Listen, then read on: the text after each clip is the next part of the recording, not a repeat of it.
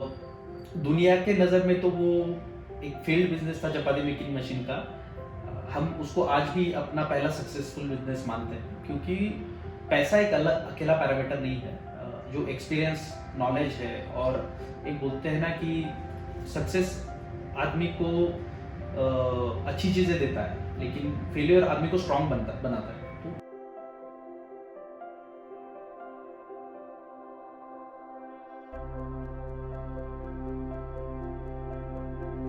Welcome to our MSME talk show.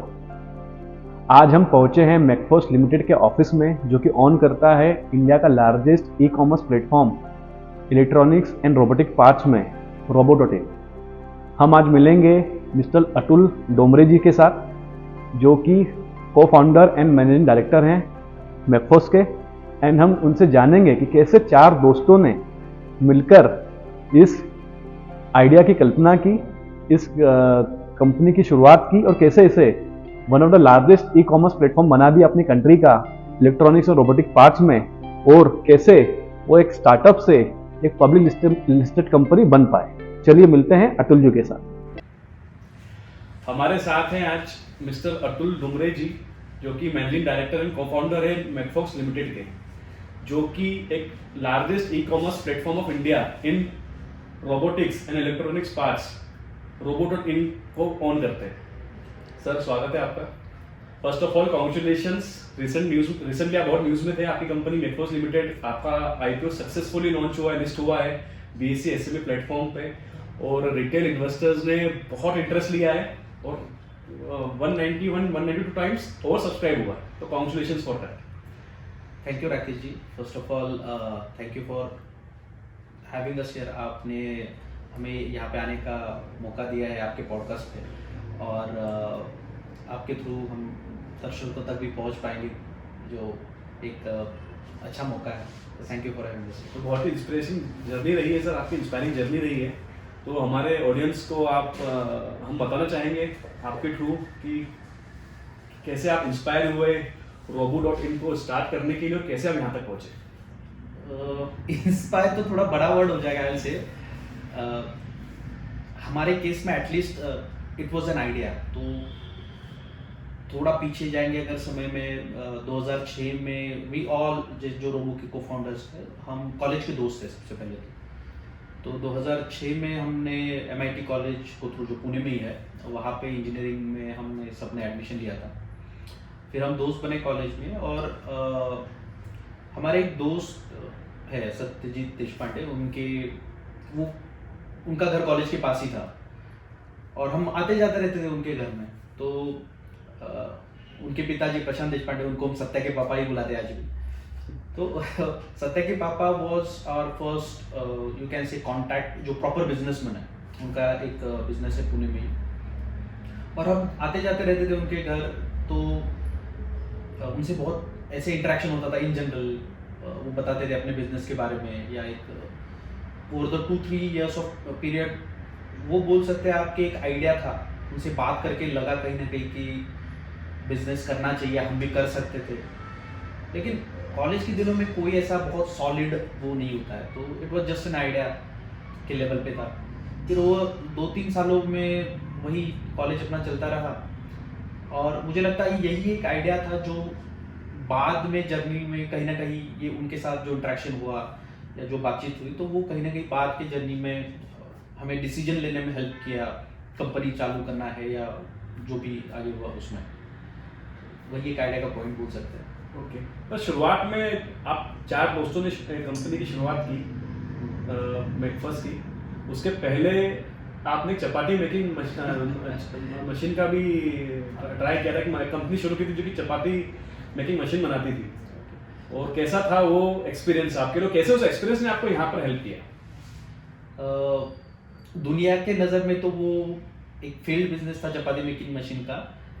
हम उसको आज भी अपना पहला सक्सेसफुल बिजनेस मानते हैं, क्योंकि पैसा एक अलग अकेला पैरामीटर नहीं है। जो एक्सपीरियंस, नॉलेज है, और एक बोलते हैं ना कि सक्सेस आदमी को अच्छी चीज़ें देता है, लेकिन फेलियर आदमी को स्ट्रांग बनाता है। तो उस बिजनेस ने हमको स्ट्रांग बना दिया बहुत। तो अगर शुरू से बताओ तो आफ्टर इंजीनियरिंग हम सब लोगों के 2010 में जॉब्स लग गए थे अलग अलग कंपनीज में। हमने एक साल थोड़ा इंडस्ट्री का एक्सपीरियंस लिया और उसमें कुछ जमा नहीं, जो बोलते हैं लैंग्वेज में, कि हमें पसंद नहीं आया वो जॉब वाला। हाँ, वो सत्या के पापा से जो डिस्कशन हुआ था और वो सब बातें, ऐसा लगता था कि नहीं, इससे तो अच्छा कुछ खुद का कर लेते हैं। कोई क्लैरिटी नहीं थी क्या करना है, कैसे करेंगे, कुछ भी पता नहीं था। बट यस, 2011 में फिर हमने रिस्पेक्टिव जॉब हमारे छोड़ दी और तब एक मैं बोल सकता हूँ कि जवानी रहती है, खून गर्म रहता है, या ऐसे बहुत ही अमेचरिश डिसीजन था, कोई प्लान नहीं था।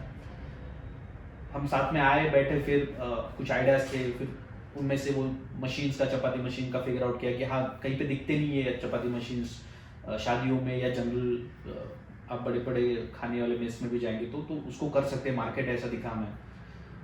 फिर 2011 से 2013 तक हम चारों ने इस पे काम किया और उसमें हमें बहुत चैलेंजेस आए। कुछ भी पता नहीं था कि मशीनिंग कैसे करते हैं, फैब्रिकेशन या मशीन कैसे बनाते हैं। एक ऑफ कोर्स हम कॉलेज के दिनों में रोबोटिक्स इवेंट है, रोबोकॉन में एक टीम में पार्टिसिपेट कर चुके थे, तो एक बेसिक टेक्निकल अंडरस्टैंडिंग था, अगर मार्केट का अंडरस्टैंडिंग बिल्कुल नहीं था, प्रैक्टिकल नॉलेज कम था।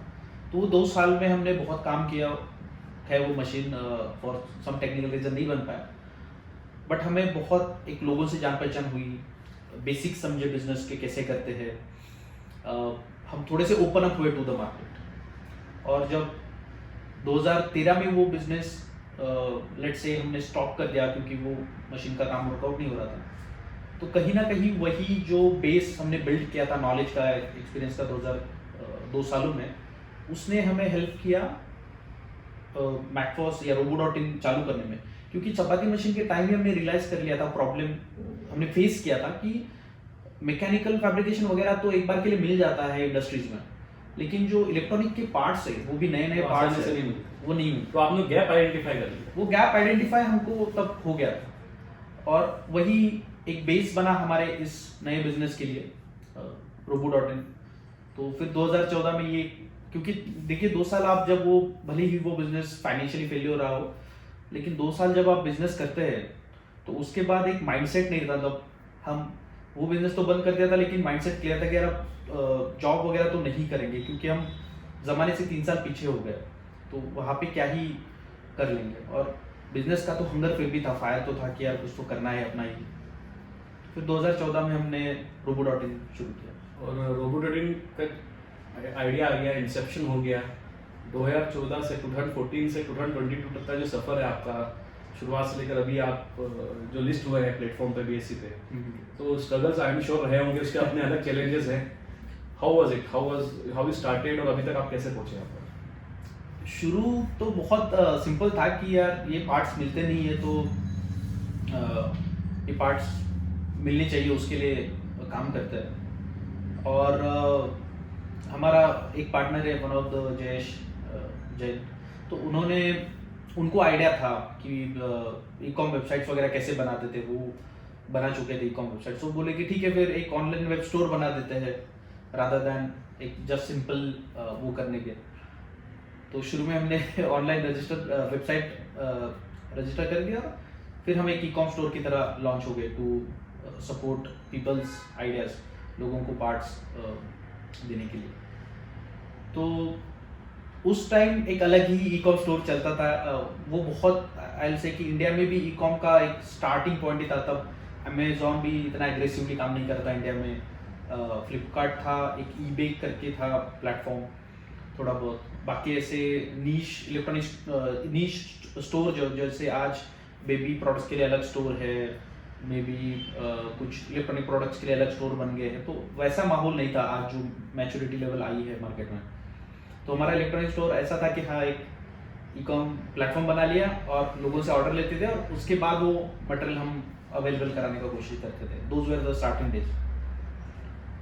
फिर जैसे जैसे काम आगे बढ़ा, तो फिर हमने एक प्रॉपर इलेक्ट्रॉनिक स्टोर्स का शेप दिया उसको, और सिस्टम्स प्रोसेसेस काफ़ी डेवलप की, फिर ट्रैक्शन आने लगा, और जहाँ पे हम आज पहुँचे हैं, दैट वाज 8-10 साल लगे, 8 साल आज, but yes, it was a good journey. Great sir, आपका ई कॉमर्स प्लेटफॉर्म कैसे बाकी प्लेटफॉर्म से डिफरेंट है? बिकॉज आप एक निश सेगमेंट में काम करते हैं और जितनी मुझे जानकारी है कि आपके जो पार्ट्स है वो कई जगह पर यूज होते हैं, मतलब स्टूडेंट्स यूज करते हैं, R&D में कंपनीज यूज करती है, तो exactly how you are differentiating yourself with other e commerce platform, कैसे आप डिफरेंशिएट कर रहे हैं?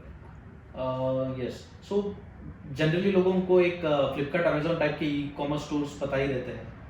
तो अगर फ्लिपकार्ट अमेजोन और रोबो में एक डिफरेंशिएशन फैक्टर देखना तो 2-3 चीज़ें हैं। फर्स्ट ऑफ ऑल, फ्लिपकार्ट और अमेजोन सब कुछ बेचते हैं, shoes to shampoo, mobile to TV, so they are selling every product. हम एक नीश में काम कर रहे हैं।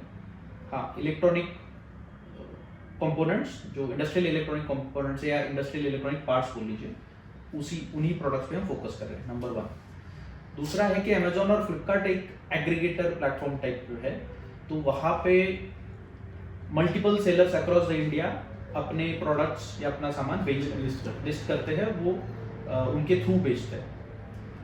robo.in पे जो भी मटेरियल बिकता है that is owned by Robo, तो robo.in पे हम अकेले सेलर हैं काइंड ऑफ, तो हमारा खुद का ओन प्लेटफॉर्म है, मटेरियल प्रोक्योर करते हैं और हम खुद ही बेचते हैं। दैट इज थर्ड पार्टी पर डिपेंडेंट नहीं है, क्वालिटी Yes. हो गया, डिस्पैच टाइम हो गया, डिलीवरी हो गया, सब आप अपने हाँ, हम कंट्रोल कर पाते हैं। और वो एक हमारा यूएसपी भी है, क्योंकि हमारे जो कस्टमर्स है उनको, जैसे फॉर एग्जांपल एक कंपनी है जिसको ड्रोन बनाना है, तो उसको अलग अलग पार्ट चाहिए, ड्रोन का मोटर चाहिए, प्रोपेलर चाहिए, उसका कंट्रोलर चाहिए, बैटरी चाहिए, फिर वो बैटरी का अलग से चार्जर लगता है, अलग अलग पार्ट्स जब उसको मिलेगी तब ड्रोन बनेगा। अब फॉर एग्जांपल आप किसी एग्रीगेटर प्लेटफॉर्म से खरीदते हैं, तो आपका ड्रोन का मोटर किसी लेट से दिल्ली के सेलर ने बेचा है, उस मोटर का कंट्रोलर कोई बैंगलोर के सेलर ने बेचा है। अब दोनों साथ में कंपेटेबल नहीं, काम नहीं कर पा रहे, तो आप किससे बात करेंगे? ठीक है, अमेजोन आपको रिटर्न रिप्लेसमेंट तो दे देगा, लेकिन हमारे कस्टमर टी शर्ट थोड़ी खरीदा है आपने जो आपको अच्छा नहीं लगा दे दूंगा, नहीं मिला तो चलेगा, मुझे है मेरे पास ऑलरेडी 10 शर्ट। आपने जो पार्ट्स मंगाया उसका कुछ तो आपको फंक्शनल रिक्वायरमेंट है, स्पेसिफिक रिक्वायरमेंट है। यस, आप कुछ काम करना चाहते हैं ना, कुछ आपका लेट से कुछ R&D चल रहा है कंपनी में, या कुछ आप उससे प्रोटो बना रहे हैं, या कुछ प्रोडक्शनाइज आपको करना है, आपको कुछ तो काम करना है, आपको यूज करना है, इंटेंट इज वेरी क्लियर। तो फिर वहाँ पे कस्टमर थोड़ा सा डिसएडवांटेज फील करता है कि यार मोटर वाला बोलेगा कि मेरी मोटर अच्छी है, कंट्रोलर वाले से बात करो, कंट्रोलर वाला सपोर्ट नहीं कर पाएगा क्योंकि वो बोलेगा मोटर में कुछ इशू हो सकता है, कंपैटिबल है कि नहीं वही नहीं पता शुरू में। और वन स्टॉप सॉल्यूशन दे रहे हैं, वन स्टॉप सॉल्यूशन दे रहे हैं, और वी ओन द रिस्पॉन्सिबिलिटी। तो हम जब कोई कस्टमर हमसे खरीदता है तो नॉट ओनली पार्ट्स, उसके पीछे एक टेक्निकल सपोर्ट भी देते हैं। जैसे उसको कुछ यूज़ करने में इशू आया तो एक टेक्निकल टीम बैठी है, वो उसको मेल पे सपोर्ट करती है कि मे बी उसके कनेक्शन सही नहीं है, वो कर नहीं पा रहा है, या पार्ट्स की कंपेटेबिलिटी का कुछ है, या समझ लो कि उसको कोई पार्ट फॉल्टी है, कुछ मैन्युफैक्चरिंग डिफेक्ट भी कभी कभी आ जाता है, तो वो अगर है तो हम खुद उसका रिप्लेसमेंट रिफंड दे देते हैं। हम उसके लिए उसको ये भी नहीं बोलते कि आप जो सप्लायर है उसके पास जाओ, बिकॉज वो कस्टमर क्यों सफ़र करे, हमने बेचा तो हमारा रिस्पॉन्सिबिलिटी है। वो एक डिफरेंशिएशन फैक्टर बन गया कि हम आफ्टर सेल्स सर्विस एक अच्छी दे पाते हैं, टेक्निकल सपोर्ट दे पाते हैं compare to those e commerce platform stores. और काफ़ी कुछ सेल आपका इंस्टीट्यूशनल क्लाइंट्स के थ्रू भी आता है, जो R&D में यूज़ होता है प्रोडक्ट्स आपके काफ़ी। तो हम जो पार्ट्स में डील करते हैं, तो बेसिकली वो इलेक्ट्रॉनिक पार्ट्स में भी हम ऐसे पार्ट्स में डील करते हैं जो नई नई टेक्नोलॉजीज है, जैसे फॉर एग्जांपल 3D प्रिंटिंग है, फॉर एग्जांपल ड्रोन की टेक्नोलॉजी है, for example single board computer से आजकल वो चल रहा है IoT, मशीन लर्निंग, इंडस्ट्री 4.0, उसके पार्ट्स है। तो हम शुरू से कॉन्शियसली नई नई टेक्नोलॉजीज के पार्ट्स में डील करते हैं। तो ओवर द पीरियड क्या होता है, जैसे ड्रोन का एक एग्जांपल ले लीजिए, वो आमिर खान की मूवी आई थी 3 इडियट्स, लोगों ने तब सबसे पहले वो ड्रोन उसमें देखा कि कुछ तो ड्रोन नाम की चीज़ होती है। उससे 2 साल पहले से हम ड्रोन के पार्ट्स इंडिया में अवेलेबल करा रहे थे। तो जब वो टेक्नोलॉजी बहुत नई नहीं थी, आज तो ये मतलब लेवल वो मैच्योरिटी आ गई है कि आज खुद हमारे गवर्नमेंट ऑफ इंडिया प्रमोट कर रही है कि ड्रोन में की मैन्युफैक्चरिंग इंडिया में हो। हमारे पंतप्रधान जी 26 जन को हमने देखा कि वो एक ड्रोन का शो वगैरह कर रहे थे। तो वो एक टेक्नोलॉजी आज मैच्योर हो चुकी है। तो जब हम नई टेक्नोलॉजी लाते हैं तो नई टेक्नोलॉजी शुरू में उतना वो इंडस्ट्रियल वो नहीं रहता। हाउएवर क्योंकि हम 7-8 साल से काम कर रहे हैं तो बहुत सारी टेक्नोलॉजीज अभी मेन स्ट्रीम हो चुकी है। और जो मेन स्ट्रीम होती है तो इनिशियल जो वो रहता है वो ज़्यादातर लोग R&D प्रोडक्ट के लिए खरीदते हैं। अब वो कॉर्पोरेट क्लाइंट उनका R&D हो चुका है, अब उनको बल्क में चाहिए, वॉल्यूम्स में चाहिए, वॉल्यूम वहाँ से आता है कि हाँ। रिपीटेड क्लाइंट्स आपके जो उनका R&D हो जाता है तब वो वॉल्यूम में खरीदता है। तो सर ये तो आपने डिफरेंशियल फैक्टर बताया, बट एक जो की डिफरेंशियल फैक्टर जो जिसकी हमें जानकारी है वो ये है कि आप अभी तक बूटस्ट्रैप रहे। ये बहुत बड़ा मतलब मुझे तो याद नहीं कोई रिसेंटली कोई ई कॉमर्स प्लेटफॉर्म बहुत बड़ा बना हो, पैन इंडिया का प्रेजेंस हो, जो बूटस्ट्रैप से यहाँ तक पहुँचा हो बिना एक्सटर्नल फंड रेजिंग के, बिना अपनी इक्विटी डाइल्यूट किए, और जो मतलब 90,000 से भी ज़्यादा पिन कोड पे सर्व कर रहा हो इंडिया में। तो सर आप कैसे कर पाए? और एक और मैं चीज़ इसमें ऐड करना चाहूँगा कि आप बहुत ही रेपुटेड कॉलेज से आते हैं, पुणे के MIT, बट फिर भी जो एक IIT IIM बोलूँगा मैं, जो एक ब्रांड होता है जो एंजल इन्वेस्टर्स को अट्रैक्ट करता है, वो भी आपने नहीं करा। ना तो आप IIT से, ना IIM से, ना आप एंजल इन्वेस्टर्स के पास गए भी। तो बिना इन सब के भी आप आज एक लिस्टेड कंपनी बनते हैं, तो वो तो कमेंडेबल है। कैसे कर पाए आप? आपने बहुत अच्छी बातें बोली, इतना सब तो सोचा नहीं था कभी। बट यस, जब हमने बिजनेस चालू किया, मैंने बोला वो चपाती मशीन का टाइम था, वो दिन हमने देखे थे। तो आप ये बोल सकते हो कि एक हमारा जो माइंडसेट है एज अ बिजनेसमैन, तो हम एक फेल्यूर से उभरे हुए हैं। तो डे 1 से हम बहुत ही ज़्यादा उसके लिए एडवांटेज थे कि नहीं यार हमको तो प्रॉफिटेबल होना है। हमने उससे पहले कभी प्रॉफिट देखा नहीं था, तो हमें वो था कि नहीं यार हमें प्रॉफिटेबल ही रहना है, वही बिजनेस करने का तरीका है। और हम वो 2 साल में काफ़ी मनी वाइज भी काफ़ी वो हो चुके थे कि पैसा बहुत चपाती मशीन डे 1 से प्रॉफिटेबल। हाँ, डे 1 से प्रॉफिटेबल मिस हो गया था, तो आपने कैश भी बंद नहीं करा? नहीं, कैश बंद करने का सोच ही नहीं था। माइंडसेट आप सोच लीजिए, जब 2 साल आदमी वो तो फैशन है आजकल, कैश बंद नहीं किया तो क्या किया आपने? तो तब नहीं था, 2013-14 में नहीं था। अब मैं उस पर कमेंट नहीं कर सकता क्योंकि मैं वो बिजनेसेस को अच्छे से जानता नहीं। उनका भी एक अलग, वो मल्टीफोल्ड ग्रो भी तो कर जाते हैं बहुत, एक 2-4 साल में 100 times whatever, but that is all together different domain जिसका मुझे नॉलेज नहीं है। हाँ, जो हमने किया है मैं उसके बारे में बोल सकता हूँ। उसमें एक था कि जो आप 2014 की जब बात करेंगे, तो उस टाइम हम चपाती मशीन के बैकड्रॉप पे आए थे। उसमें बहुत 2 साल में पैसे भी तो हमारे बहुत गए थे। तो हमें वो था कि नहीं यार पैसा कमाना है और प्रॉफिटेबल रहना है और उसको फूक फूक के यूज करना है। तो डे 1 से हमने वो किया कि यार कुछ भी वो काम कर रहे हैं तो उसमें हमें ये इंश्योर करना है कि प्रॉफिटेबिलिटी बनी रहे। तो बहुत इफिशिएंटली हमने ऑपरेशंस चालू किए और वो इफिशिएंसी आज तक मेंटेन करते हैं, आगे भी करेंगे। वो हमारे DNA में ही चीज़ें इम्बेड हो चुकी है। सेकेंड थिंग इज जो ग्रोथ है, तो हम चारों में से किसी का भी फैमिली बैकग्राउंड में कोई बिजनेस बैकग्राउंड नहीं है। तो कोई ये बताने वाला नहीं था कि यार साल में 10-20% ही ग्रो करना होता है। और बीइंग आई से एक यंग पीपल, और वो हमें ऐसा लगता था कि यार इंडिया इतनी बड़ी कंट्री है, टाटा महिंद्रा जैसे इतने बड़े बड़े बिजनेसेस जो हजारों करोड़ों टर्नओवर कर रहे हैं इतने बड़े, तो हम तो अभी भी हम बहुत ही छोटे मैन्युस्किल लेवल पे काम कर रहे हैं। तो हेडरूम बहुत है। तो हम सोचते थे कि यार ये हर साल 10-20% लेके क्या, अगर एटलीस्ट 100% से तो ऊपर ही ग्रोथ का टारगेट चाहिए, 2 टाइम्स रिटर्न। चलो फेल भी होंगे तो आप कितना, अगर 3 गुना बढ़ने का टारगेट लेते हो, फेल होंगे तो 2 गुना बढ़ जाओगे। और 20% बढ़ने का टारगेट लोगे, सक्सेस भी होते तो 25% 20% ही बढ़ने वाले हो। तो वो एक अग्रेशन था हमारे दिमाग में कि नहीं यार हम हेडरूम है, अभी कुछ भी नहीं है, छोटे, आज भी वही अग्रेशन है, छोटे से तो है कंपनी। हमारे साइज की कंपनी लास्ट ईयर हमने कुछ 56 ईयर क्लॉक किया है। तो क्या है इंडिया में, ऐसे तो 56 ईयर वाले आपको चाका नेमेड ऐसे मिल जाएंगे 1000 कंपनीज। आज भी बहुत छोटे और अभी बहुत ग्रो करने के लिए हेडरूम है। तो यस, कोई बताने के लिए नहीं था और हमारा एग्रेशन था नंबर 1। और हैंड्स ऑफ गॉड तो है ही कि हम सही टाइम पे सही बिजनेस में थे। ई कॉमर्स जो एक आप पिछले 8-10 सालों से देखोगे तो इलेक्ट्रॉनिक्स इंडस्ट्री का ग्रोथ हुआ है। अभी भी गवर्नमेंट की पॉलिसीज है कि हाँ, हम पार्ट्स के बिजनेस में, गवर्नमेंट बोल रही मेक इन इंडिया, तो मेक इन इंडिया के लिए पार्ट्स चाहिए जो हम प्रोवाइड करते हैं। आप कंट्रीब्यूट कर रहे हैं obviously make in India initiative में बहुत ही अच्छे तरीके से। तो सही टाइम पे सही जगह पे होना is 1 factor. Second factor he is कि हमारा वो चपाती मशीन का बैकड्रॉप से हम बहुत इफिशिएंटली काम करते हैं। और third factor is I will say कि हम जो अग्रेशन रखते हैं थोड़ा, कि ग्रोथ के लिए हंगरी है, टारगेट लेते हैं हर साल एक मल्टीफोल्ड ग्रो करने का रखते हैं, और फेल भी हो गए तो अच्छा कर ही लेते हैं। Great sir. एंड अभी मैं आना चाहूँगा सर आपके IPO जर्नी के बारे में।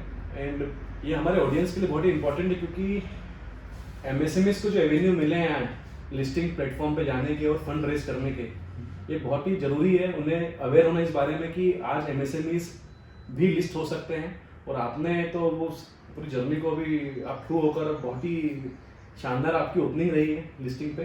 तो सर कैसे जर्नी, कब आपने सोचा कि नहीं अभी हमको लिस्ट होना चाहिए और हमें आगे इस दिशा में बढ़ना चाहिए? तो सबसे पहले तो मैं थैंकफुल हूँ गवर्नमेंट ऑफ इंडिया या BSE और NSE की जो भी ऑफिशियल्स है कि उन्होंने ये एक MS small and middle scale industries के लिए एक अलग प्लेटफॉर्म बनाया है, SME IPO, जिसमें हम कर सकते हैं। उसके वजह से हम और हमारे जैसे कई I think at least hundreds of companies को, small and medium scale companies को एक प्लेटफॉर्म मिला है।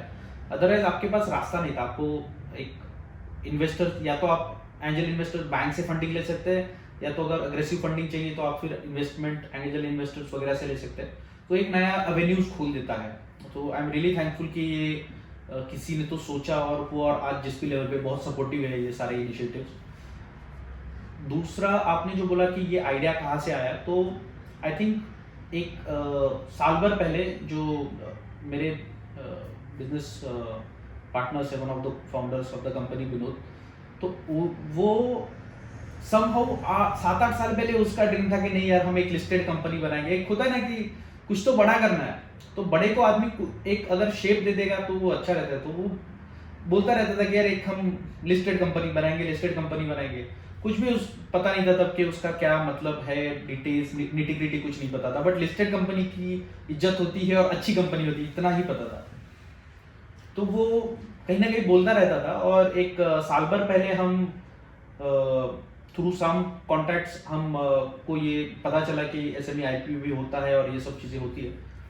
और फिर एक साल भर पहले हमने चालू किया कि भाई हाँ SME IPO लिस्टिंग करते हैं, और उसका प्रोसेस एक अराउंड 1 ईयर टाइम तो हमें लगा, from let's say inception to final listing. Sir अभी IPO भी आ गया ऑलरेडी, robo.in आपका जो ब्रांड है ऑलरेडी, आप एक one of the largest e-commerce platform में इलेक्ट्रॉनिक्स और रोबोटिक्स पार्ट्स में।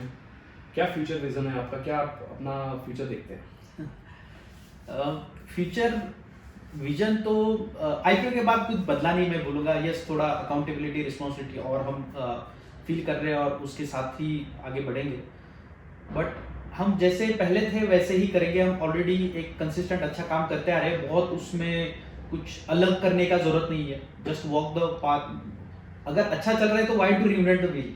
तो हम जिस तरीके से बढ़ते आए हैं, जो हमारी सिस्टम प्रोसेसेस हमने अच्छी सेट की है, और मैं ये बोलूँगा कि हम एक बीज की तरह थे जो ज़मीन में बोया गया था, और पहले छोटा पेड़ था, अब थोड़ा सा बड़ा हो गया है। तो अब हमारे रूट्स ग्राउंडेड है, अब हमारा सिस्टम सेट है, तो हम और फास्ट ग्रो कर सकते हैं। तो जो करते आए हैं उसी काम को आगे बढ़ाएंगे। और विजन यही है जो हमारा टैगलाइन है कि योर आइडियाज आवर पार्ट्स। तो हम ये चाहते हैं कि इंडिया में जब भी कोई अपना इलेक्ट्रॉनिक्स डोमेन में जो कुछ बनाने का सोचे, कोई कंपनी छोटी भी R&D करने का सोचे, तो उनको ये भरोसा होना चाहिए कि यार रोबो है, हो जाएगा, सब मिल जाएगा, सब मिल जाएगा, मेरा काम इजीली हो जाएगा। ये नहीं कि मुझे कुछ बाहर से बहुत मंगाना पड़ेगा तो 1 महीना वेट करना पड़ेगा। ये नहीं कि मुझे कुछ सपोर्ट चाहिए होगा, टेक्निकल वगैरह कैसे चलाना है तो वो पता नहीं है, उसमें मैं अटक जाऊंगा। तो पार्ट्स हम पे छोड़ दो, हम है, वो हो जाएगा। आप अपने आइडिया पे फोकस करो, और वो आइडिया पे फोकस करेंगे तो और ऐसे लोग आएंगे, और अल्टीमेटली जो हमारा देश का विजन है कि हाँ हम मेक इन इंडिया या आगे बढ़ना चाहता है एज ए कंट्री, वो फुलफिल होगा। सर अभी आपने सिस्टम की बात करी, तो हम बस एंड पार्ट में आ रहे हैं अपने इस पॉडकास्ट के। सिस्टम्स, प्रोसेस, हमारे जो एंटरप्रेनर्स हैं, एस्पायरिंग एंटरप्रेनर्स है, ऑडियंस है, काफ़ी MSME जो स्ट्रगल करते हैं डे टू डे ऑपरेशन में, बाहर ही नहीं निकल पाते, ग्रोथ पे फोकस ही नहीं कर पाते। तो आपकी जर्नी रही, क्या की लर्निंग्स, की स्किल सेट, की वैल्यू सिस्टम आप डिस्क्राइब करना चाहेंगे हमारे ऑडियंस को कि जो वो इम्प्लीमेंट कर पाए वो भी सक्सेसफुल हो पाए? एक चीज़ जो मैं बोलना चाहूँगा, बहुत चीज़ें बोलने का तो कोई वो नहीं है। एक चीज़ मैं जो बोलना चाहूँगा, जो मैंने देखा है, मेरे दोस्त MSMEs के है, इंटरेक्ट करता हूँ मैं, तो कि MSME और बड़ी कंपनी में कोई खास अंतर नहीं है। मतलब साइज छोड़ के कोई खास अंतर नहीं है। और शुरू से डे वन से अगर हम ये माइंडसेट रखे, हमने एक माइंडसेट रखा था जो आज भी कायम है कि कंपनी डायरेक्टर इंडिपेंडेंस चाहिए। मतलब हमने तो ऑफिशियल टैगलाइन दिया था कि भाई रोबो इंडिपेंडेंस, कि रोबो बिल्कुल इंडिपेंडेंट चाहिए 2018 में। जैसे हमारा इंडिपेंडेंस डे होता है 15 अगस्त को, तो हमने 15 अगस्त का टाइमलाइन रखा था कि 15 अगस्त 2018 को रोबो इंडिपेंडेंस होगा, रोबो डायरेक्टर से इंडिपेंडेंट हो जाएगा। हम छुट्टी पे चले जाएंगे 7 दिन के लिए, फोन बंद करके, कंपनी चलते रहनी चाहिए। तो अगर आप ये एक चीज सामने रखोगे कि हमारे सिवा भी कंपनी चलनी चाहिए, तो सिस्टम्स प्रोसेसेस बाय डिफॉल्ट आते हैं। उससे आप लोगों को एम्पावर करो डिसीजन लेने के लिए, आप सिस्टम्स प्रोसेसेस लगा दो, काम इजी कर दो। तो अगर आप ये चीज करोगे कि कंपनी डायरेक्टर इंडिपेंडेंस कैसे हो, इंडिपेंडेंट ऑफ डायरेक्टर कैसे काम करे, या जो भी ओनर है उसके कैसे काम करे, तो एमएसएमईज भी हो सकती है। सोच का बस अंतर है। काफ़ी कुछ सीखने को मिला है आपके इस डिस्कशन से। सर, कॉन्ग्रेचुलेट करना चाहूँगा पूरी रोबोट की टीम को कि वो बहुत ही एक इम्पॉर्टेंट रोल प्ले कर रहे हैं हमारे मेक इन इंडिया इनिशिएटिव में। हमारे जो स्टूडेंट्स हैं, हमारे जो ऑर्गेनाइजेशन हैं जो कि R&D में इन्वेस्ट करना चाहते हैं, उन्हें वो आप पार्ट्स पहुंचा पा रहे हैं जो पहले शायद इतना आसान नहीं था, जो शायद रोबो के अलावा इतना आसानी से एक जगह पर मिलना मुश्किल है, मतलब बहुत डिफिकल्ट है, क्योंकि काफ़ी इसमें पार्ट्स बाहर की कंट्रीज से भी आते हैं, आई एम श्योर। तो sir, thank you for that, contributing to our economy, taking it ahead, and I am sure future MSMEs का है। And sir, thank you for giving us time. Thank you very much. Thank you Rakesh.